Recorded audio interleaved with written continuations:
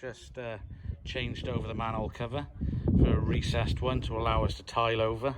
So what I've done, I've propped up the tile. It's not cemented in, I just propped it up in position so I can get it over the top, which will allow me to mark it. As you can see, I've got the marks there. So I'm going to take that off now, stick it on my flex saw and lay that one in position, and another little cut then to go over there, then I can carry on running up the side of the house. Okay, well there we go. There's the two cuts I wanted to do there. Nice and tight. Tight is right. And I can run the line and carry on up the side. Okay, cool. So that's done. That looks nice. So I'm going to pop back round here. Got some cuts to do on the manhole cover. I noticed the other day when I was doing this cut here,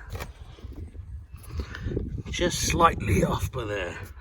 But the beauty is with the flex saw I've got, I can just put my rail onto there, get that nice and square, and I can just chip off a little bit of stone by there, which is just slightly out. It's only 1 or 2 millimeters, but it's enough to make me go mad. There we go, that little bit there, which is a little bit flush a second ago, all squared off. I can sleep at night now. Okay, tip of the day when cutting tiles. So I need to put a large tile in across here now. So what I've done for the edge of the manhole cover, I've extended the line of where it's going to go, both ends. So when I put the slab on top of it, I know that's the line I have to cut. I've also done the same here on the eco drain, a bit of a pencil mark there. So I'll put the tile on top now and show you it. So I just plonked the slab on top. So those pencil marks I had over there, I just continued that across. Same with the one in the eco, I've done across there. So 2 pieces of stone I want in this one.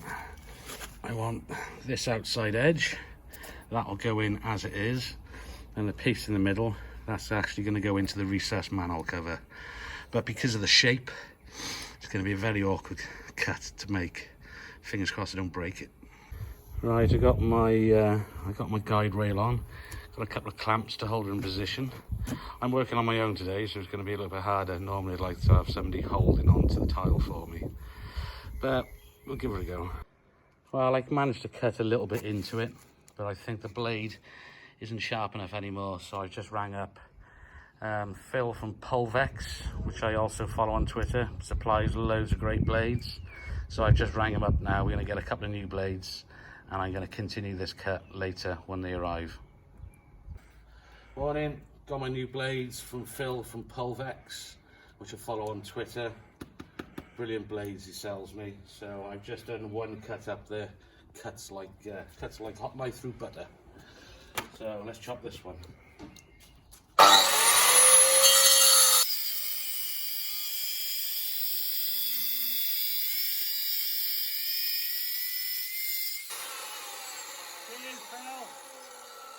Okay, so I've got my corner piece cut, so I'm going to lay that around the outside. And typical, has just started a bloody drizzle. So every time, get your primer on. I know I've said it a million times, but some people skip forward a bit and they don't see it. Oh, rain, go away, jeez. Right, okay, so that's primed. It's a bit of a tricky cut, this one.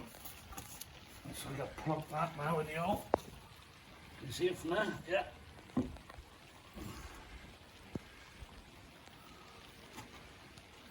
Cool. That's a really nice fit, that. So I'll tap that down now, get it nice and flat. Then the next cut then will go in the middle, which I'll use the offcut from that slab.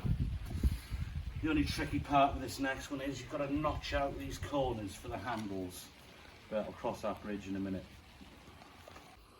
So I got that piece cut in there. So the offcut from that one is this one here. So I'm going to plonk that on the top, and I believe I have to trim the size down. I think I'll take off about 1 inch. So I'm going to measure that up first. Right, okay, so the slab now I want to put in the middle. I've just had to trim it down a bit. So I'll chop that off, then I'll show you then how to make the notches then to go around the handle.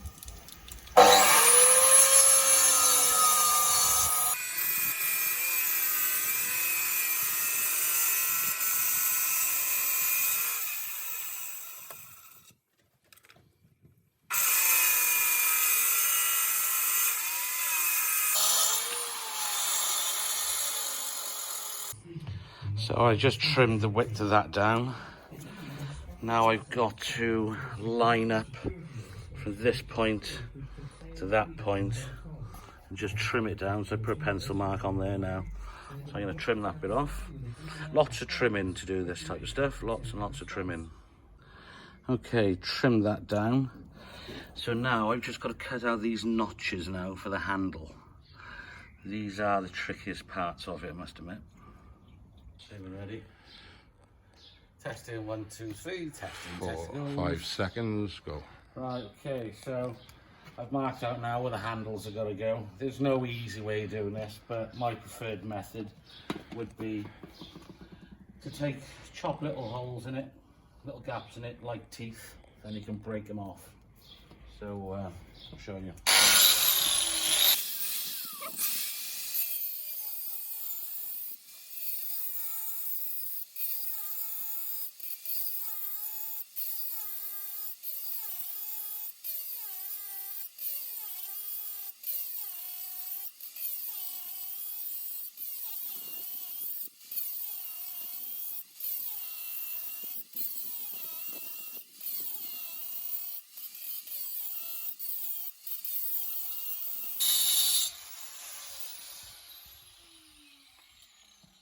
Now that bit's done, so what I do, all I have to do now is just tap these off with a hammer. I'll probably need to trim it then going across the top.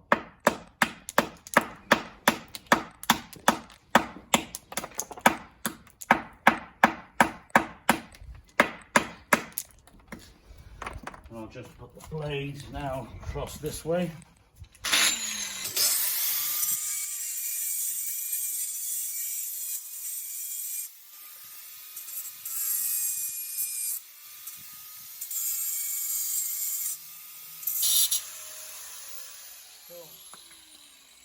So I'll just spin this round now and do the other side, then hopefully I can plonk her in and should be a good fit.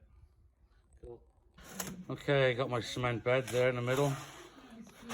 Got my tile cut. What I've also done, just as a little bit added extra, I just smoothed off the edges there. Because sometimes in the crate, in the corners here, you got a bit of a weld when they stuck it together. So I've trimmed off the edges to help it slide in a bit better.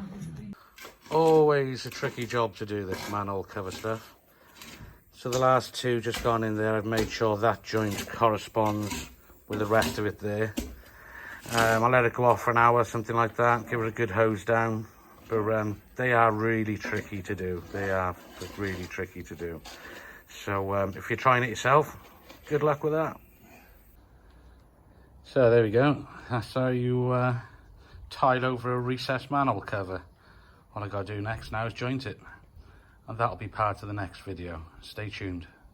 Yeah, like and subscribe, and you'll be able to see the rest of the patio on what I've been doing here all together.